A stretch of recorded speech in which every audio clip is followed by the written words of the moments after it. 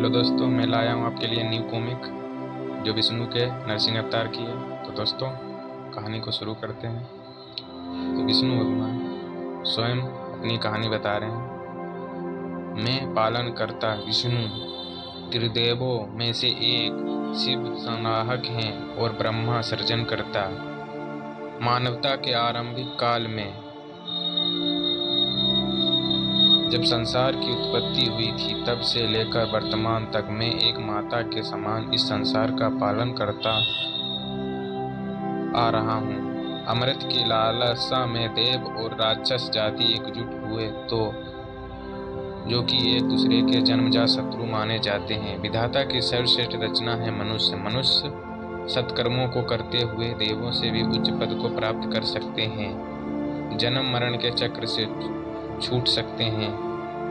सागर मंथन हुआ।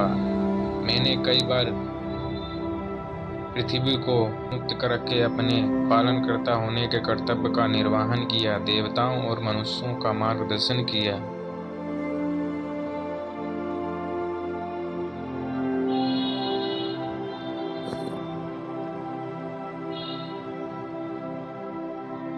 मनुष्यों को कभी प्रकृति का कोप भोजन भी बनना पड़ा। कभी राक्षसों की अधर्मी गतिविधियों का भी सामना करना पड़ा। मनुष्यों के समक्ष राक्षस जाति एक भयंकर संकट के रूप में सामने आई।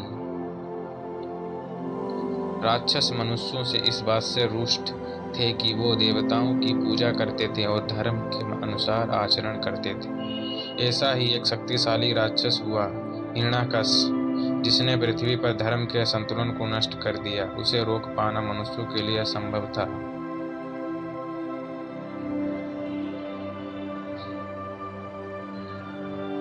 धर्म की स्थापना और अधर्म के उन्मूलन हेतु उसका मारा जाना आवश्यक था।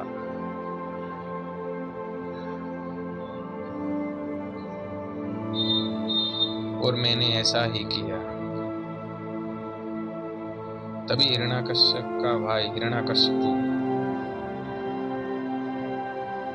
किसका इतना दुस्साहस है कि मेरे भ्राता प्राणों का हरण कर के? कौन है वो दुष्ट, बताओ। महाराज, देवताओं एवं मनुष्यों का शुभचिंतक विष्णु वो वार का रूप धारण करके आया और असुर श्रेष्ठ हिरण्यकश्यप से युद्ध करने लगा, जिसमें असुर श्रेष्ठ की वीरगति को प्राप्त हुए। मैं अपने मृत भ्राता के रक्त को स्पर्श करके ये शपथ लेता हूँ कि जब तक मैं देवों से अपने भ्राता की मृत्यु का प्रतिशोध नहीं लूंगा, मैं विश्राम नहीं करूंगा। वह समय देवताओं के लिए अत्यंत अशुभ था। दोनों पक्ष एक दूसरे के चिर प्रतिद्वंदी थे। हिरण्यकश्यप की मृत्यु से क्रोधित और दुखी हिरण्यकशिपु ने स्वर्ग पर अपनी विशाल सेना सहित आक्रमण कर दिया। कहा जाता है कि क्रोध बुद्धि का भ्रमण कर लेता है। राक्षस सेना देवताओं के समूल नाश हेतु कटिबद्ध थी। देवताओं की सेना की अगुवाई महापराक्रमी गरुण कर रहे थे। वे स्वर्ग की प्रवेश सीमा पर राक्षसों को रोक रहे थे। उधर हिरण्यकशिपु पागल हाथियों की मनिंद देवताओं को रोंदता हुआ स्वर्ग की सीमा को पार करने की चेष्टा कर रहा था। अनंतः राक्षस पराजित हुए और उनका राजा स्वर्ग की न्याय सभा में न्याय हेतु उपस्थित किया गया। राक्षस राज, आपने हमारे बीच हुई संधि को तोड़ा है। आपने स्वर्ग की सीमा में बिना युद्ध की सूचना दिए प्रवेश करने का भी दुस्साहस किया है। आपने युद्ध के नियमों का उल्लंघन किया है। आप कठोर दंड के अधिकारी हैं। इंद्र स्वयं एक महान योद्धा होने के कारण हिरण्यकशिपु की वीरता से प्रभावित हुए बिना न रह सके। किंतु मैं देवराज इंद्र आपको सर्व सम्मानित से एक अवसर देने का इच्छुक हूँ। आशा है आप ऐसी पुष्टता पुनः नहीं करेंगे। तत्पश्चात देवताओं ने हिरण्यकशिपु का उपहास करते हुए उसे स्वतंत्र कर दिया। देवताओं ने एक बड़ी भूल कर दी थी। हिरण्यकशिपु ने कई वर्षों तक ब्रह्मा जी की तपस्या की। ओम ब्रह्माय नमः, ओम ब्रह्माय नमः।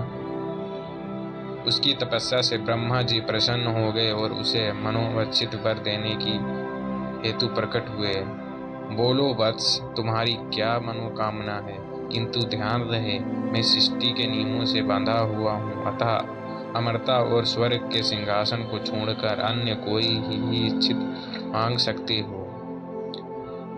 तभी हिरण्यकशिपु, प्रभु, मुझे ये वरदान दे कि आपके बनाए किसी प्राणी, मनुष्य, पशु, देवता, दैत्य, नाग आदि किसी से भी मेरी मृत्यु ना हो। मैं समस्त प्राणियों पर राज्य करूं, मुझे कोई नहीं, न दिन न रात में मार सके, घर के अंदर मार सके न बाहर। यही भी कि कोई न किसी अस्त्र के प्रहार और ना ही किसी शस्त्र के प्रहार मार सके, न भूमि पर, न आकाश में, न पाताल में, न स्वर्ग में।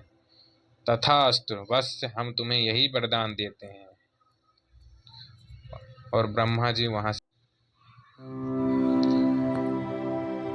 जी से ऐसा वरदान पाकर हिरण्यकशिपु और भी आक्रामक हो गया था। उसने चारों तरफ तहस नहस करना शुरू कर दिया था। विष्णु के उपासक को मारना शुरू कर दिया था। ऋषियों को पकड़ पकड़ के उधर उधर और मूर्ति खंडन करने लगा था। वेद अध्ययन और यज्ञ आदि कर्मकांडों पर उसने प्रतिबंध लगा दिया था। उसने देवताओं की पूजा करने वाले मनुष्यों को प्रतिदंडित करना आरंभ कर दिया।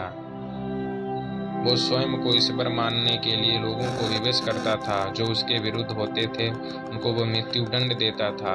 उसने देवालयों को अग्नि के सुपुर्द कर दिया, देव प्रतिमाओं को खंडित कर दिया, किंतु होनी को कौन टाल सके? वो तो होकर ही रहता है। हिरण्यकशिपु का पुत्र प्रहलाद मेरी भक्ति की ज्योति जलाने हेतु संकल्पबद्ध था। वो बालक शुद्ध हृदय और निर्भय था। प्रहलाद की भक्ति सरोवर के जल की भांति निस्वार्थ थी। उसके जीवन का एकमात्र उद्देश्य विष्णु भक्ति और धर्म के अनुसार आचरण करना था। मेरे गृह में ही मेरे शत्रु की उपासना, अपने जातिगत संस्कारों को भूल। वो विष्णु जिसने तेरे श्री की हत्या की, उसी की भक्ति कर रहा है। तेरी बुद्धि भ्रष्ट हो गई है प्रहलाद। गया तू राक्षस जाति का गौरवशाली इतिहास को तुमने पढ़ा नहीं क्या? पिताश्री, मुझे श्री हरि विष्णु की आराधना में सुख और शांति का आभास होता है। वे नारायण हैं, पालन करता हैं, समस्त ब्रह्मांड में व्यस्त वही तो हैं। अपनी जिह्वा पर अंकुश लगाओ प्रहलाद। विष्णु हम राक्षसों का पालन करता और राक्षस नहीं, वरना रक्षक है। श्री विष्णु धर्म का पालन करने वाले जीवों का उद्धार करते हैं। वो चाहे देव हो, राक्षस या मनुष्य, उनको जाति से नहीं, शुद्ध हृदय से प्रेम है। पिताश्री, तुम्हारा ये साहस संपूर्ण पृथ्वी जिसके भय से थर थर कांपती है, उस हिरण्यकशिपु को शिक्षा दे रहे हो। तुम विष्णु की आराधना छोड़ोगे या नहीं? प्रहलाद पर्वत की भांति अपने वचनों पर अडिग रहा। हिरण्यकशिपु ने अपनी बहन होलिका को बुलाया। भ्राताश्री, आपका संदेश पाकर मैं तत्क्षण चली आई, आदेश कीजिए। मैंने एक कठिन कार्य के लिए तुम्हें बुलाया है, जिसे मैं नहीं कर सकता, क्योंकि उसे करने में मेरा हृदय कांप उठता है। मेरी भावनाएं मुझे ऐसा करने से रोक देती हैं। वो कौन है भ्राताश्री जिसके भय से सुर नर मुनि सभी आक्रांत थे? उस हिरण्यकशिपु को मैं ऐसा ही देख रही हूँ। वो और कोई नहीं, मेरा पुत्र प्रहलाद है। मैं पृथ्वी से विष्णु का हर चिन्ह मिटाने को प्रयास कर रहा हूँ, पर वो विष्णु भक्ति के अलख में जगा बैठा है। मेरा आदेश है, उसके प्राण हर लो। भ्राताश्री, आप मेरी शक्तियों का उपहास उठा रहे हैं क्या? उस नन्हे से बालक को मैं पतंगों की भांति भस्म कर दूंगी। उसकी भस्म तक नहीं मिलेगी आपको। मैं अभी उसको भस्म कर दूंगी, आप निश्चित हो जाइए। होलिका ने ध्यानस्थ प्रहलाद को चारों ओर से अपनी अग्नि से ढक लिया। वो प्रहलाद को एक पीड़ादायक मृत्यु प्रदान करने को विचार कर रही थी। अग्नि के मध्य ध्यान मगन प्रहलाद तनिक भी विचलित नहीं हुआ और अखंड असाधना में डूब गया, अपने आराध्य की आराधना में लीन था। मेरे प्यारे भतीजे, देखो तुम्हारी बुआ श्री तुम्हारा संस्कार करने आई है। दे संस्कार। ओम नमो नारायण। प्रहलाद ने तुम मुझसे अपनी रक्षा के लिए प्रार्थना तक ना की। वो शुद्ध हृदय से मेरा नाम जपता रहा, उसे अपने प्राणों का तनिक भी मोह नहीं था।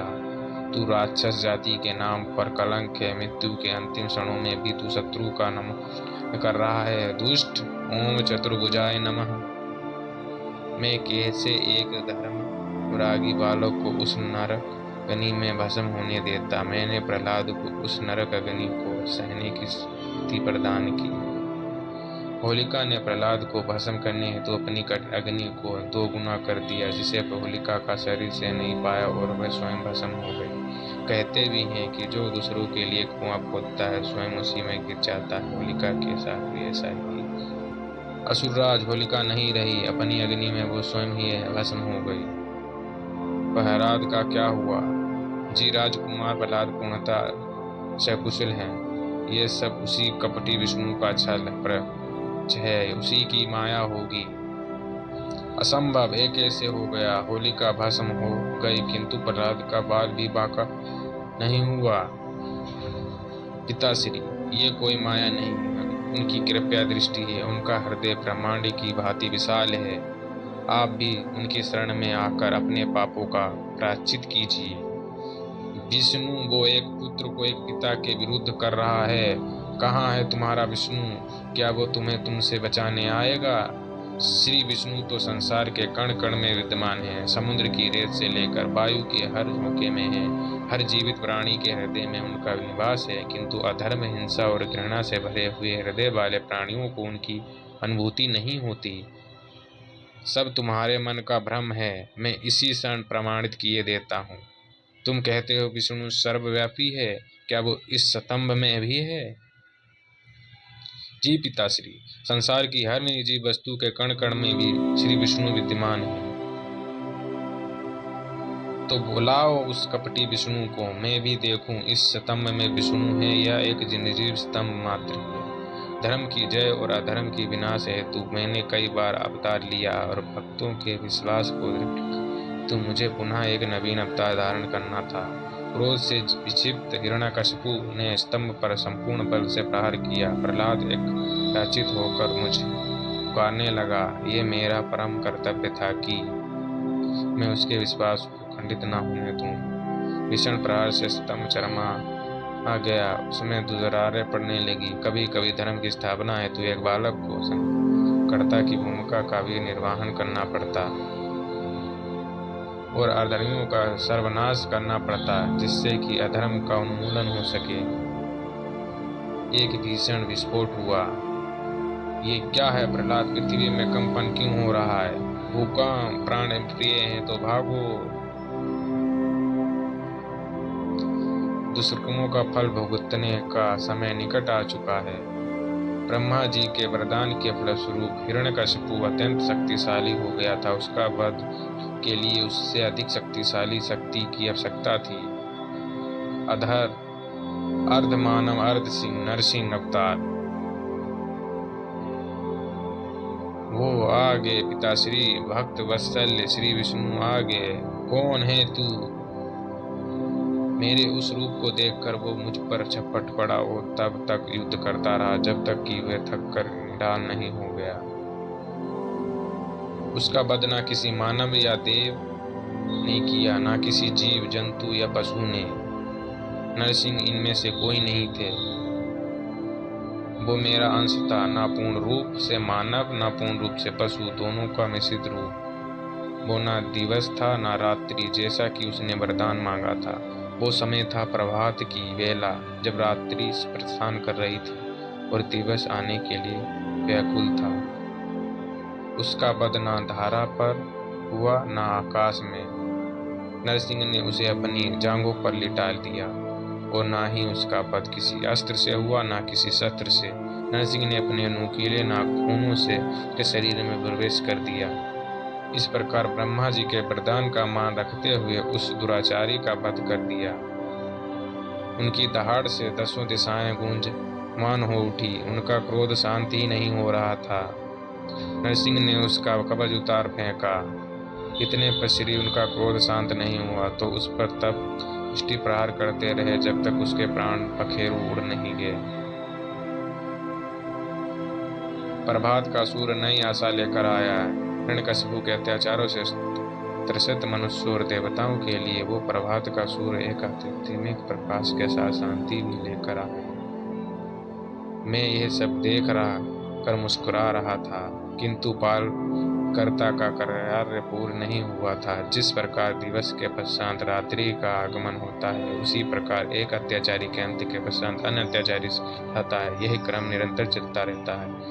जब जब कोई धर्म की हानि करेगा, अधर्म का प्रसार होगा। मैं धर्म की स्थापना लिए इसी प्रकार आता रहूंगा, मैं ये वचन देता हूँ।